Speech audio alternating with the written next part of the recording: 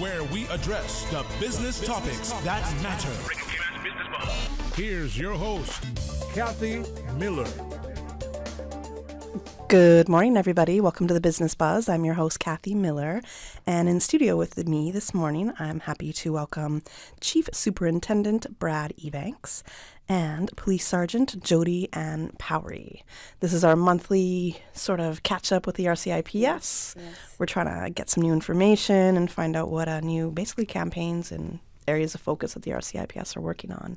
Yes. And the main thing we're talking about today is the gun amnesty. Yes. Right. Yes. All right. Good morning. How are you? How are you both doing today? Very well, thank you. Excellent. You're doing well, and thank you for having us. No problem. Good to have you. I get excited now that I get to see Jody every month, and she's bringing different people from the police force to meet with me in here. So yes. I will be very well behaved when I'm on the road. Are you excited or are you nervous, Kathy? I'm excited now that I'm more well behaved, less unruly. But yes, so welcome, Mr. Ebanks or Superintendent Ebanks. Gun amnesty. So that's a pretty big topic. I know that it's a program. I almost want to say every year it's rolled out. No. Not every year? No. We usually have a gun amnesty whenever we find that there's a particular need for one. And that's probably every couple of years or so. So the last one that we had was in 2018, June of 2018. Oh, gee, time's just going really fast for me then. Yes.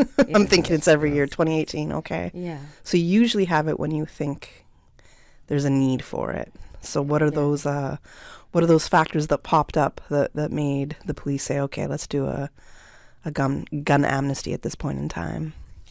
Well, if you were privy to the press conference regarding the crime statistics, you'd see that there is an increase in what we consider to be firearm-enabled crimes, and that means that any incident that occurs that has the use of a firearm in some way or shape or form, but also that the commissioner would have said that even though we've recovered a certain amount of firearms over the year, there is still approximately 90 outstanding firearms that have been used in incidents that our ballistic hub was able to identify that are outstanding and in our communities.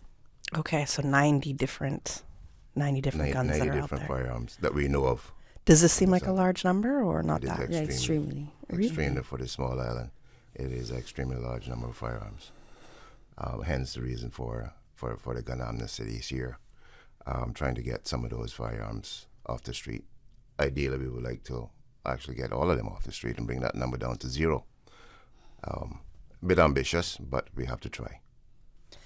What are the steps that aside from this campaign, like before this campaign rolls out and you're like, let's do a gun amnesty campaign, do you do anything prior to the campaign in trying to just eradicate the guns that are out there? I know you have your regular operations, correct? Yeah. But when you know that it's a little bit heated in some areas, being that there's more weapons, I guess, on the streets. Is there anything that you tried to do proactively before kind of rolling out this kind of campaign? Absolutely, every day. Sir, you want to go ahead? Yeah, so I would say for the RCIPS and the Cayman Islands overall, illegal firearms are paramount importance to us. And we go to extreme lengths to investigate every crime or incident that happens with an illegal firearm. I just wanted to take this opportunity to say, for those out there that are in possession of illegal guns, the gun amnesty is not a clemency for you to have a firearm, meaning not because you have an illegal firearm that we're not going to come knocking on your door. Not because you have an illegal firearm means that you won't be knocking on their door. Yes. Okay. So it's not that we've stopped investigating. It's not that we've stopped our regular procedures. It just means that if you decided that you wanted to hand over a firearm to the police during this month, you would be granted clemency, but for being in possession of that firearm for this month. but it doesn't mean that if you were stopped in a stop and search, for instance, on West Bay Road by the police, and the police searched your vehicle and you had a firearm hidden under the seat, that you won't be arrested for it. You absolutely will, because that does not fall in the operation of the gun amnesty. Okay, gotcha. There was I thought there was an operation maybe last week or the week before where there was it 2 guns found in a vehicle, or at least a gun? Tell me I'm not imagining things and I'm not confusing a man with somewhere else. No, wouldn't have been last week. We did have... it was just before the gun amnesty. Yeah, just before the gun amnesty. So just to clarify what I'm But saying... that still doesn't matter. You still... they were caught with a gun in their vehicle. They didn't voluntarily give it up. No. And it wasn't even during the amnesty. Exactly. Yeah. So what I'm saying, if you have an illegal firearm and you don't hand it in, and it's this month of July, you will still get arrested and charged. Yeah? So don't wait until tomorrow. Don't wait until the 31st. If you are in possession of a legal firearm, hand it in now. Now is your chance. Are you getting any handed in? We're mid-month. We are getting some items handed in, but I would feel safe to say that we're not where we would like to be. We are cognizant that we did launch the gun amnesty on the public holiday, directly followed by the threat of Hurricane Beryl. So we've taken that into account, but hence the reason that we're here this morning to say the firearm amnesty is very much still up and running, and we're expecting those persons with illegal firearms to hand them in. Now, is it just firearms, or is it, I guess, gun components as well? And I wouldn't know what they are. I'm not that knowledgeable Right. when it comes to weapons. It's firearms, imitation firearms, ammunition as well. In fact, we did have some ammunition handed in. So anything to do with a firearm, whether it's a part of a firearm or an entire firearm that you may think that is not working, we still want you to hand them in. So anything to do with a firearm component part, anything of that like, we want you to hand them in.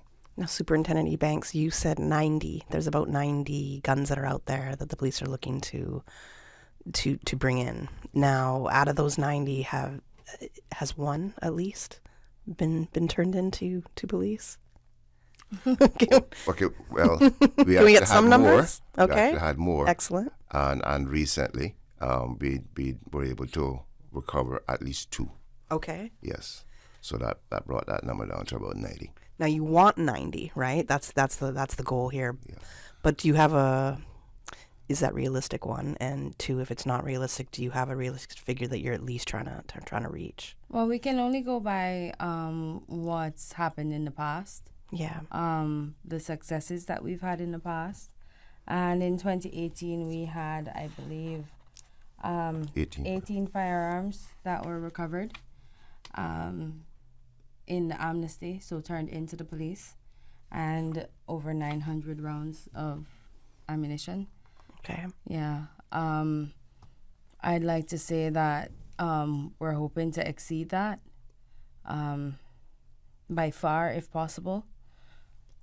But if even 1 or 2 firearm is handed over and it's 1 or 2 of that 90, I think we would consider a gun amnesty a success, and that's not to say that you should just do 1 or 2. And you've had a few handed in so far. That's what you said. So we have time. I can only say that we're not where we would like to be. Gotcha. You don't want to give me an answer, or not an answer, a number, Superintendent Ebanks. But that is the reality. That, and I did say I am cognizant that we did have about a week. Right. That we were preparing for Hurricane Beryl and the aftermath. But again, we just want to remind those members of the public that we're very much expecting them to hand in. Is there, aside from not being, charged and arrested for possession of a firearm, is there any other incentive for anybody who might be holding a gun right now for them to turn it in? Yeah, the incentive is that you are making your community safer. I don't think they care, Jody. You know what I mean?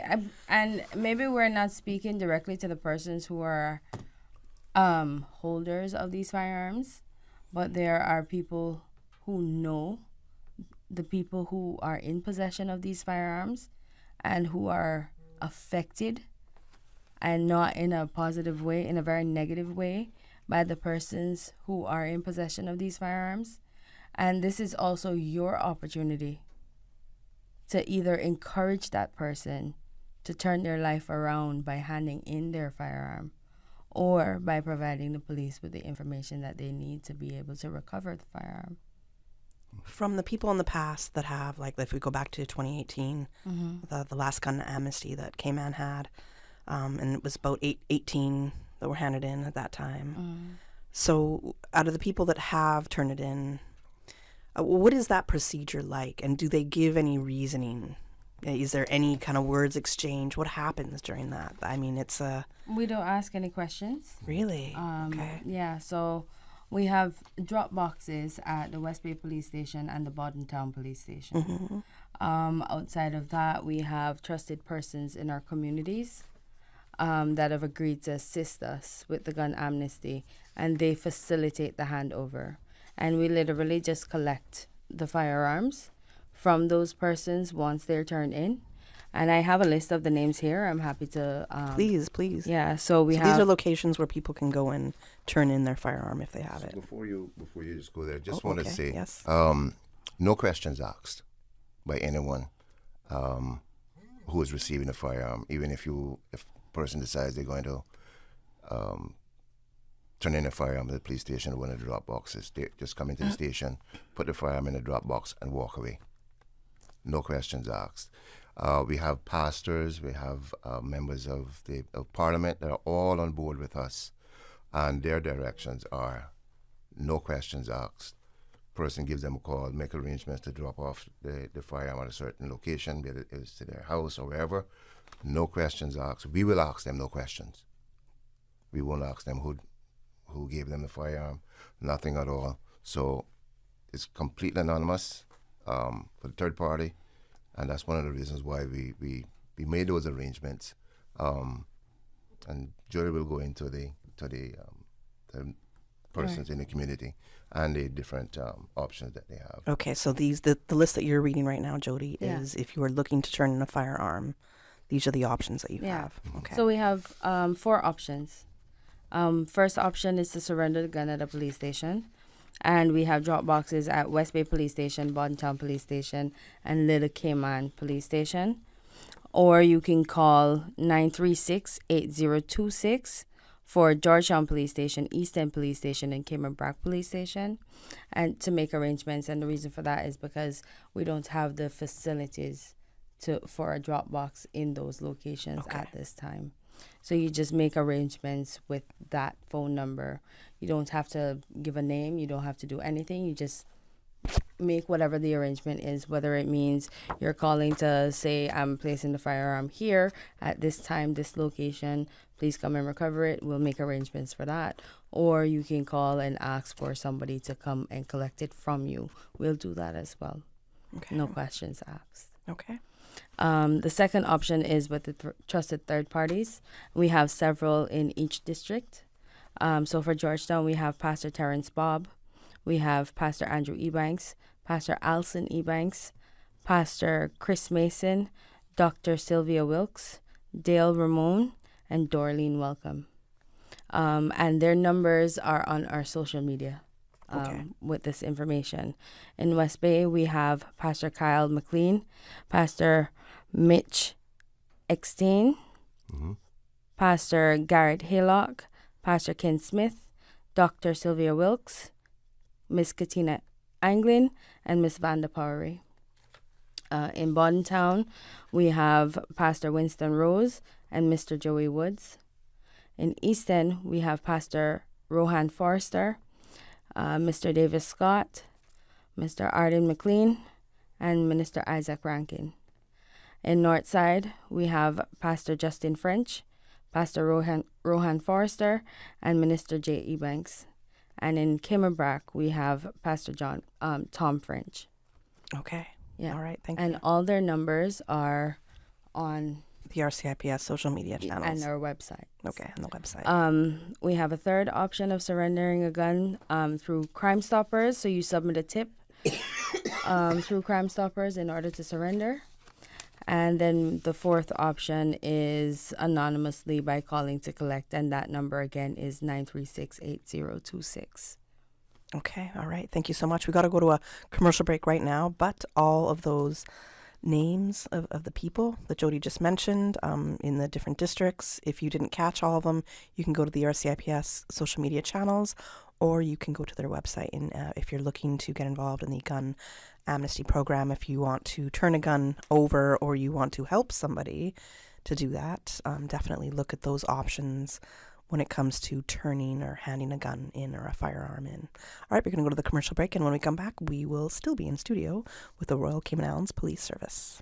When it comes to weekly meal prep, I trust Kirk Market to provide the best value for quality proteins. The butchers at Kirk Market are super helpful. They always slice my steaks perfectly. Kirk Market has everything I need for healthy and flavorful protein-packed meals. From lean cuts of CAB choice beef, tender CAB prime beef, the juiciest pork, and all-natural hormone-free poultry, to their seafood section with everything from fresh local snapper to omega-3 rich salmon. I choose Kirk Market for the highest quality proteins to support my healthy lifestyle. Kirk Market. Eat well, live well, and discover a world of choice.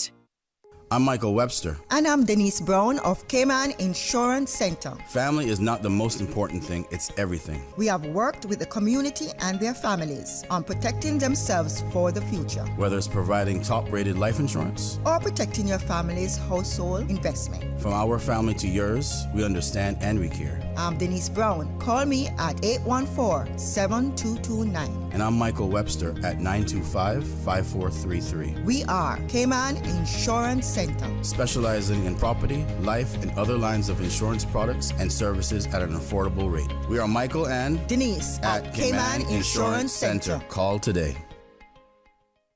Investing in our children's academic success and future career is a no-brainer. Isn't it time we stop with the excuses? With 100% math, you can take charge now. There's no reason for your children to fall behind in math again. Since 2011, 100% Math has prepared students for exams in IB, HL, SL Math, and CSEC and enrichment programs for gifted students. Visit 100%math.com or call or WhatsApp 547-9817. That's 547-9817. No more excuses. Set your child up for success today with 100% Math. Tired of feeling exhausted, no matter how much sleep you get? It could be sleep apnea, a condition affecting millions of people that often goes undiagnosed. At Total Health, we believe in the power of preventative care. That's why we're offering at-home Level 2 sleep studies, convenient, comfortable, and conducted in the privacy of your own home. Untreated, sleep apnea can lead to serious health issues like high blood pressure, heart disease, and stroke. Our comprehensive approach means you get personalized care from start to finish. Wake up to a healthier tomorrow with Total Health. Contact us today at 333-2222 or visit totalhealth.ky to schedule your at-home Level 2 sleep study. Because a good night's sleep is just the beginning. Total Health, your partner in preventative care. The Business Buzz with your host, Kathy Miller.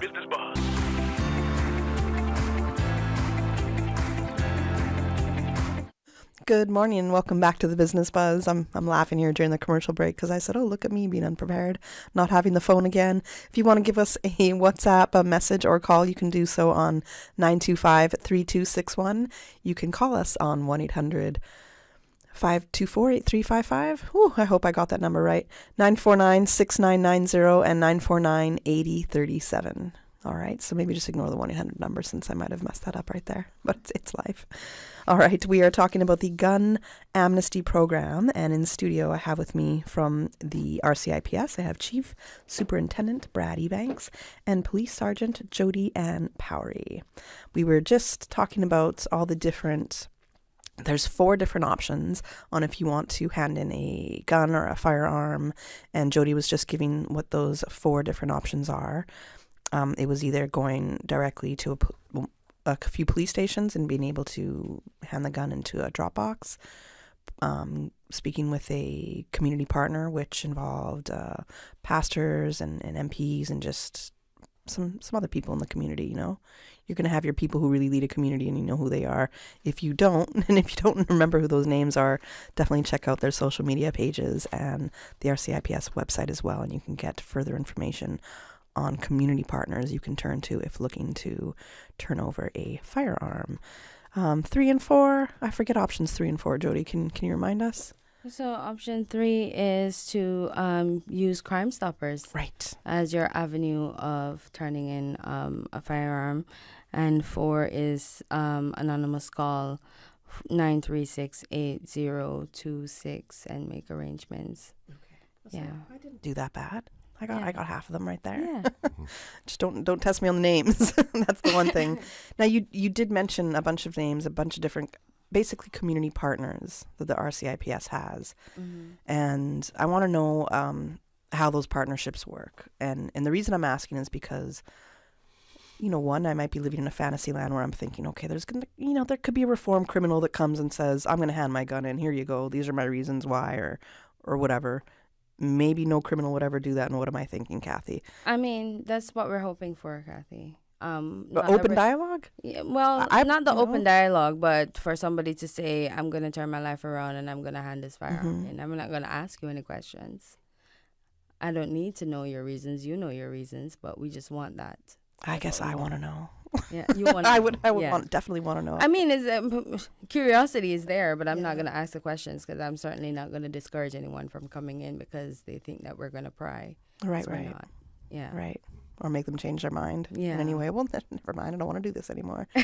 But walking into a police station too, for me, that's a little. If you're trying to be more anonymous, I would think, okay, I'm going to be caught on camera. So the community partnership is a great thing. Yeah, it's an option, and but we identify that might be a little bit intimidating, and not everybody in the community would trust that process. So that's the reason why we have these trusted third parties. And by no means are we limited to these trusted third parties that are on our list. These are just the persons that we've partnered with this year. So if you have, for instance, a community leader that you're comfortable with, somebody that you know that you can trust, by all means, go and have a discussion with them and let them know what your intentions are, and all the information that you need in order to make this happen, or that they would need in order to make this happen, is out there in the public. How do you reach out to these community partners? So a number of these persons are persons that we worked with in the last Amnesty. And we try to make sure that we maintain a partnership with as many people in the community as possible. Ideally, we'd like to have a partnership with the entire community. One, built on trust and these things. But whilst we're not there yet, these people are people who we've worked with in the past. And the gun amnesty, it's a huge project for us. It's one that takes months of planning. So we had to develop a plan of operations, and one of those plans was identifying members of the community that we thought the community would benefit from being able to respond to and speak to in regards to turning in firearms. So we have a number of our ministers, for instance. Some of them are trusted third party, and some of them have given their support in other ways by, for instance, endorsing the gun amnesty. So, it's just a part of the planning process and making sure that we maintain our relationship with the community. If you can reflect back to 2018 at all, I'm not sure. I can barely think of last week. So if you're like, Kathy, I can't remember, it's okay. But after the gun amnesty in 2018 and you took off about 18 guns off the streets and 900 rounds of ammo, do you recall violent crimes going down a little bit during that time? Do you recall what the statistics were, either immediately after or within the year or so? I can't particularly put my finger on what that was like following, but I do know that we did have business as usual during the amnesty and after. So, for instance, I do know that we did recover firearms during in police operations during the time of the amnesty. That isn't counted in that 18. Okay. Because it wasn't handed in to the police. So that's where I was going. All right. Explaining as we started, not because we are in a gun amnesty that we are going to ignore that you have a legal firearm. If you have it hidden in your home, or otherwise, just as what Jody is saying now, out of those 18 firearms, we still recovered other firearms during police operations, which is not counted in the gun amnesty. Okay. They were not handed in. Okay. Got it. Yeah. Woe be to the person that, is in possession of illegal firearms and actually get caught with them. Right. Whether they're found at your home or if you're traveling in your vehicle, going out to the nightclubs late at night, doesn't matter. The law still applies. Right. So the gun amnesty is for the process of you handing in that firearm. Now, what happens if somebody like me knows in my neighborhood there could be somebody that has a gun or a neighbor of mine or something like that, and I want to report them? One, am I protected as somebody who is reporting them?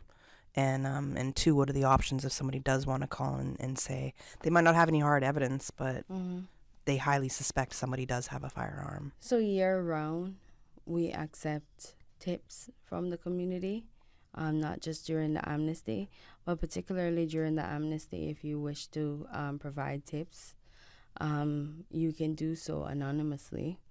You can do so through our website, rcips.ky. We have a submit a tip function where you can submit information. You can submit media files, videos, pictures, whatever the case may be. Or you can use Crime Stoppers if you don't want to go through the police. And Crime Stoppers provides a reward.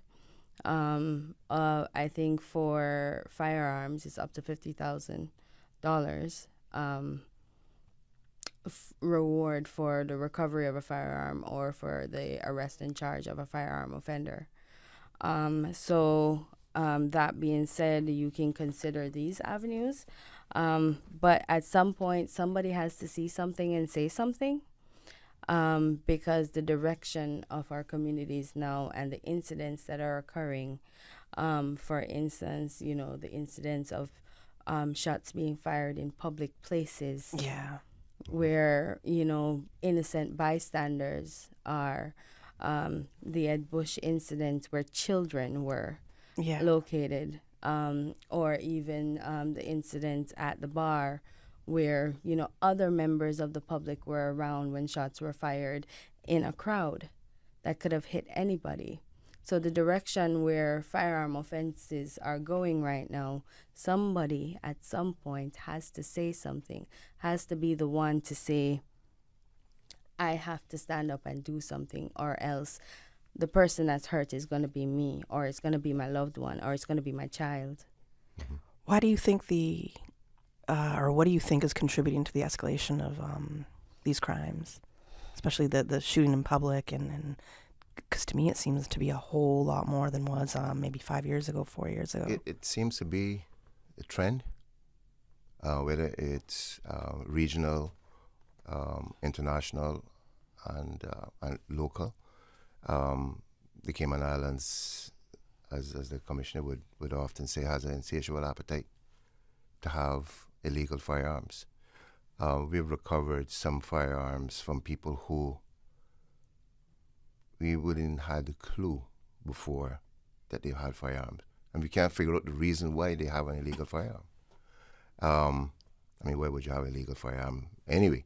But it just seems to be the in thing. I would say protection. A lot of people are, want to protect themselves. Well, if you have an illegal firearm, that only draws more attention to you. Not if nobody knows about it. Sorry? I almost sound like I'm supporting it, but I'm not at the same time. No. Not if nobody knows about it. The thing here is to not get involved with illegal firearms. Okay. Not get involved with gang-related matters. What is the reason for you to have a firearm? Are you going to shoot someone? So that's what we're saying. There's no reason for anyone to possess an illegal firearm. Right. You're now taking the country in a direction that it's spiraling downhill. If you remember the public outcry after the 8 Bush shooting. Yes, of course. And if you look, have you seen our video? Our video that we launched, the gun amnesty. Yes, I have. I love it. You see the kid at the end of the video? That just sends chills down your back. Because we have our very young people pleading, saying, "I want to play football without worrying about gun violence." Right. So that is the message that we want to send here. You're taking the country in a direction that we don't want to go. I have a question that came in from WhatsApp, and then we have to go to a commercial break. The question is, could you ask, this is the question, okay. If somebody brings in a firearm during the amnesty, are the firearms checked to see if they were involved in crimes? If so, are those crimes prosecuted? Okay, so what the firearm amnesty is for the immunity of the firearm, possession of the firearm. What we would like to do, what we would like to do is to ensure that one of those firearms are one of the 90 right. that we're looking to hand in. Yeah? Yeah. But what I want to make clear that when a person decides to hand in a firearm, and I said when, not if, when. As we stated before, no questions asked by anyone. No questions asked, what's your name? No questions asked, have you used this firearm in any crime? Where did you get this firearm from? Who gave it to you? No questions asked. Okay. Hand in the firearm and walk away. So to answer that question then is no. If the gun was found in to be used in a crime, that person who handed it in, hopefully it's completely anonymous and no questions are being asked, and therefore that person cannot be contacted again in terms of how that gun was used in the past. Right. Well, we wouldn't be able to contact that person that right. handed over the firearm because essentially we don't know who handed over the firearm. We just know that we received it. Mm-hmm. In terms of investigative process following that, I don't think that we can discuss that.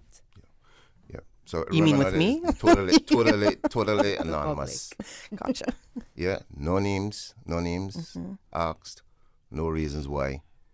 You just hand in a firearm. Okay. Yeah.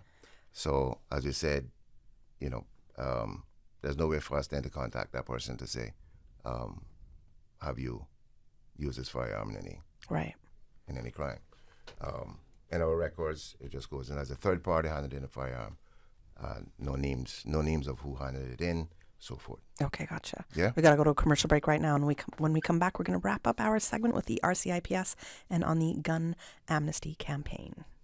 Elevate your child's math skills with 100% Math with premier math tutoring services under the expert guidance of our renowned mathematicians, Professor Emeritus Romain Angelov and Dr. Mackenzie. Programs are designed to secure IB, HL, and SL math, CSEC A-levels, and IGC SE success. Whether your child aims to get ahead or catch up, 100% Math is your partner in achieving their academic goals. Don't let your child's math skills lag.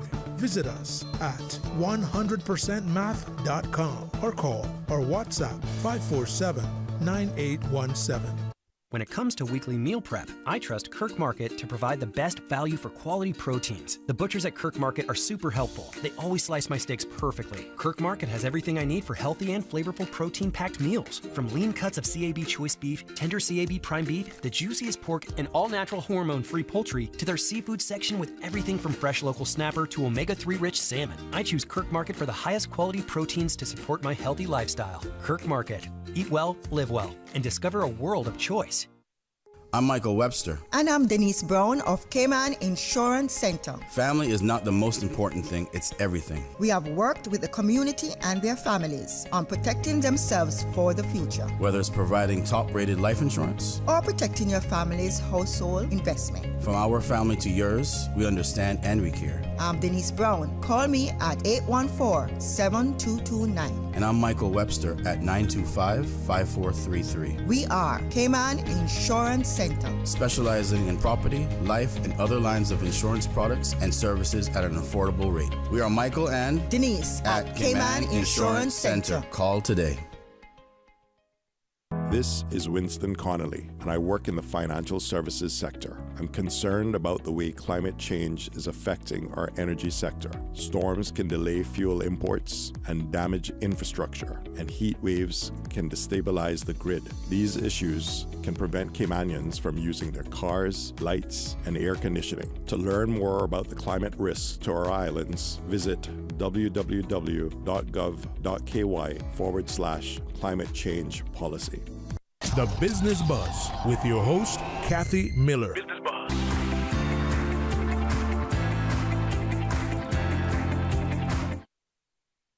Good morning. Welcome back to the Business Buzz. How y'all catching me with I get no warning. I'm supposed to be listening to my headphones. Everybody's ignoring me in the other studio, but it's fine. It's all good. Welcome back to the Business Buzz. I'm your host, Kathy Miller, and we are talking about the gun amnesty program with the RCIPS. I have in studio Chief Superintendent Brad Ebanks and Police Sergeant Jody Ann Powery. Now, we had a couple questions come in regards, a bit of a tricky answer that y'all gave.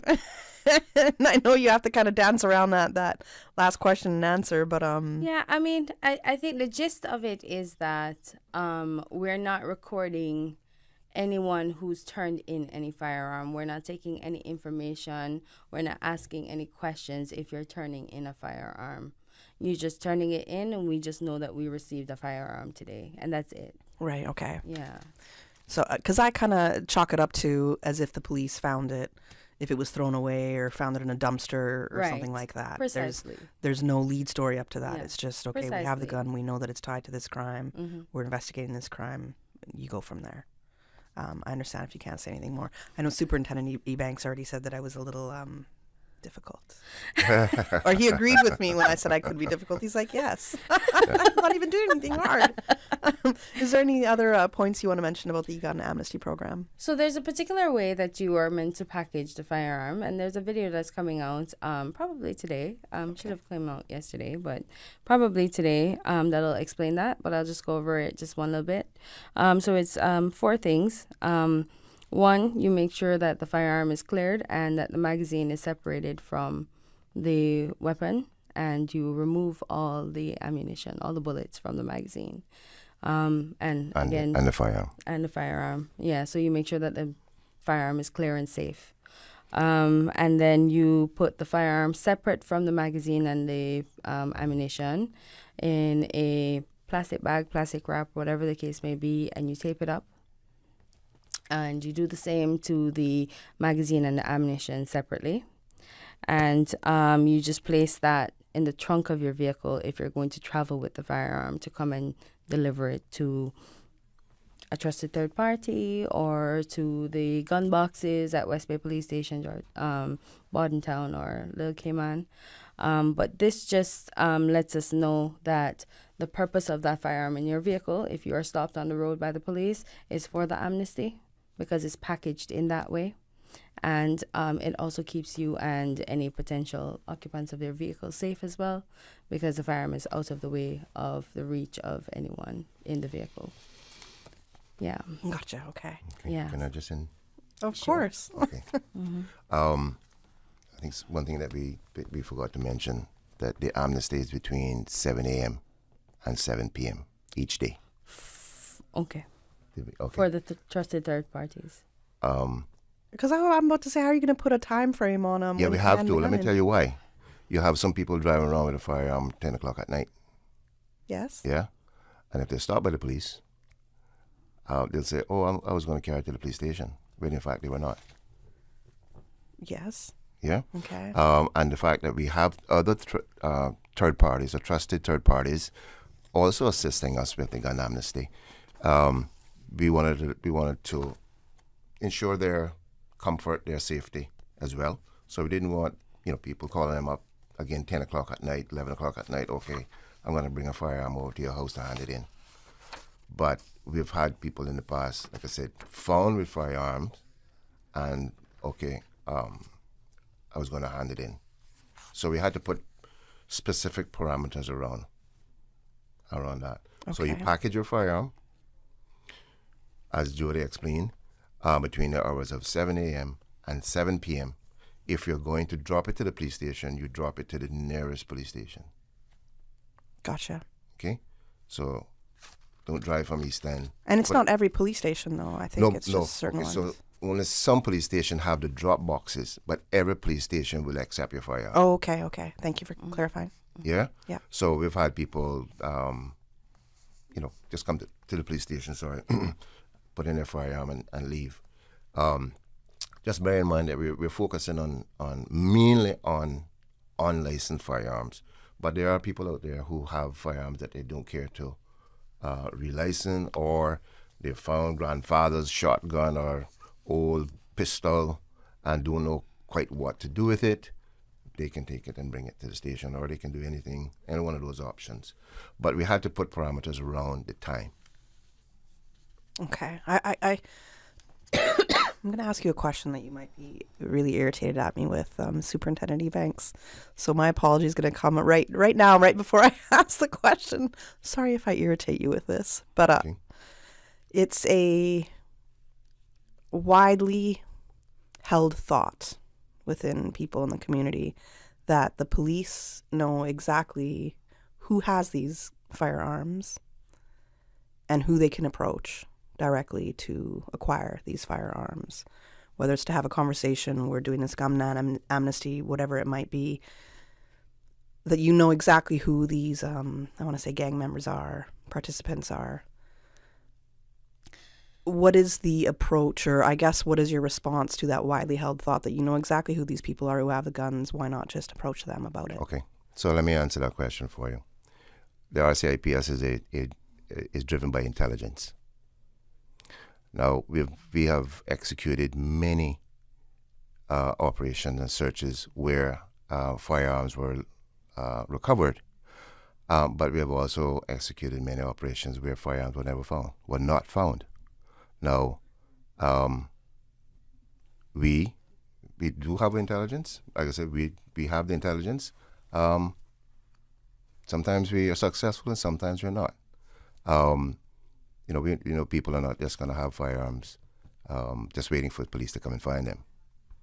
So, to answer your question, we are intelligence-driven, and every opportunity we get to recover a firearm, we will do so. Okay. Yeah? I think pertaining to that question as well, Kathy, there may be persons who are known to the police, recurring offenders that have been in the system for a really long time that we may know personally. At one time or the other may have had access to firearms. But if we are the ones arresting those persons on a regular basis, over time a hostile relationship is developed between the police and those particular members of the community. So, needless to say, if I go to somebody who I arrested for possession of an unlicensed firearm 10 years ago, has just now been released from prison, 3 years prior, for this offense, and say, hey, we're running a gun amnesty, please turn in your firearms, I don't think that message would be well received from me. But if his grandmother said or her grandmother said, "Darling, please turn in your firearm to the police because I know you have it. You already did some time for this. You don't need to do any more. You have children now that you need to look out for, and you need to be out here for." You make a great point with the hostile relationship that could be developed. So And we're counting on the community to assist us in that regard. Okay. And as well, Superintendent Ebanks, when you said they're not exactly going to have things on them and right there for you just to find like that, and as you haven't been able to recover firearms in certain operations, some you have. So thank you for answering that question. So I think that we're doing, you're most welcome. I think that so for this year, so far, 8 people have been arrested and charged for illegal firearms. Okay.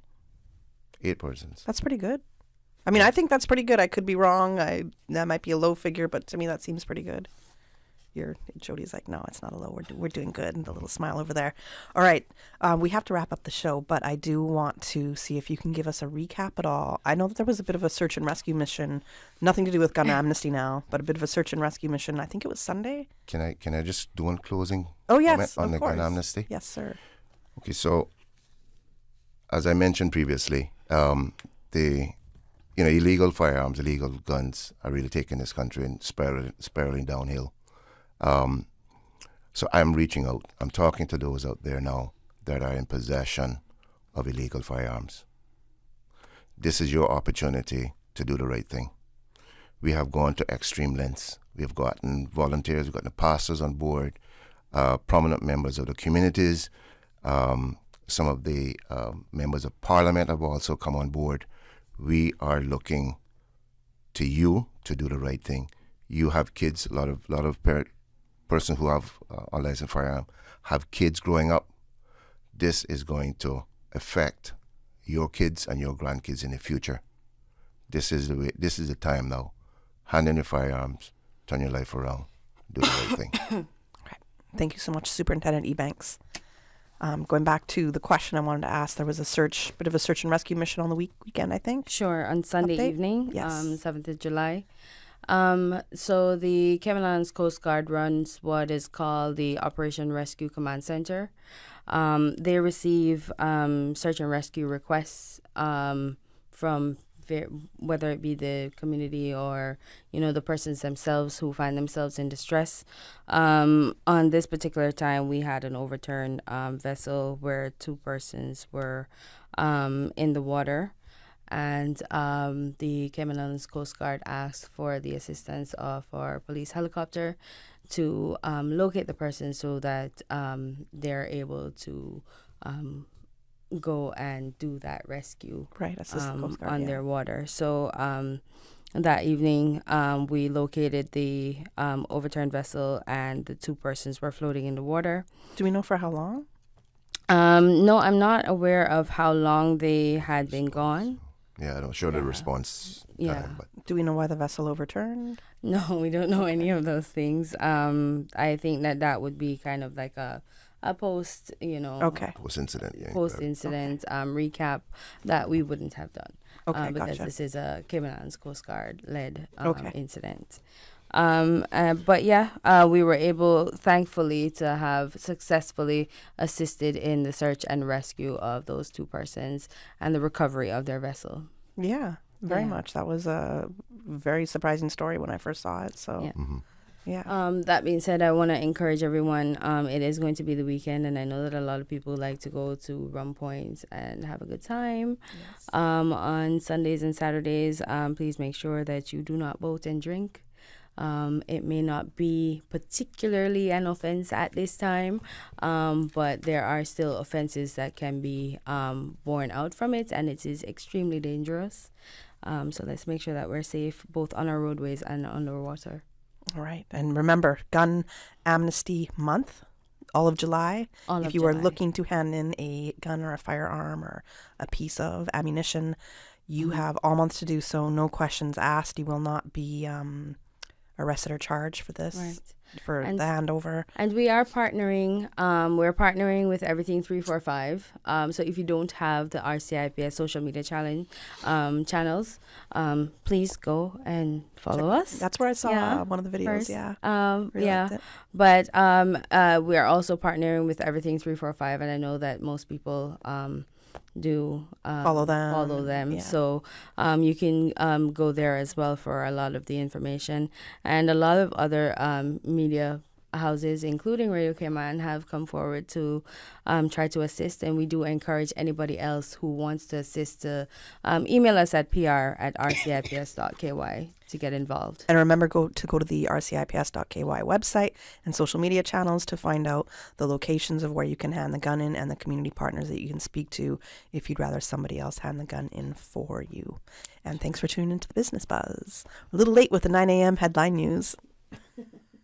The Business Buzz is proudly sponsored by Cayman Insurance Center, specializing in property, life, and other lines of insurance products and services. And Kirk Market. Experience a world of choice. And 100% Math. Invest in your child's academic success. Visit 100%math.com or call 547-9817. One radio station. Radio Cayman.